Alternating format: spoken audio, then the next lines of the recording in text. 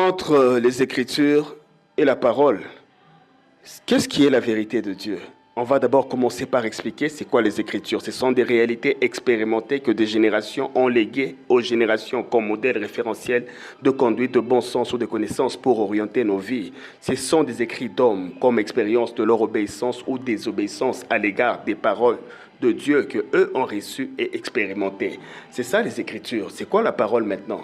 C'est l'intimation de la voix de l'esprit communiquée à un cœur ou par un cœur à une personne, qui sont l'équilibre entre la nature de la personne, la mission de la personne et la prédisposition de la personne. Oui, la voix de ta conscience personnelle ou une voix passant par un cœur conscient, donc un prophète ou autre. C'est ça la différence qu'il y a. Les Écritures, c'est ce qui a été légué de ce qu'ils ont entendu et manifesté, expérimenté, que nous gardons comme exemple. C'est ce qui fait la Bible et les livres sacrés, qui ne sont pas des absolues vérités, mais des réalités expérimentées vraies par la vie d'autres personnes dans des contextes précis et particulier. Et maintenant, la parole de Dieu, proprement dite, c'est quand la voix vient parler par ta conscience, par ton cœur, en prenant toujours en compte ta prédisposition, ta nature et ta mission.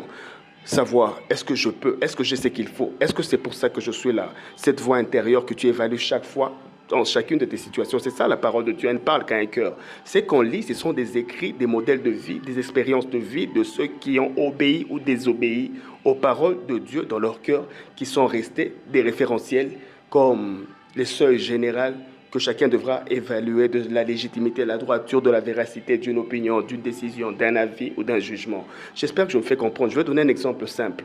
Pierre va chez Corneille et dans sa vision, avant, il se voit dans un contexte où on lui présente des animaux impurs selon les Écritures. Et une parole vient lui dire de manger.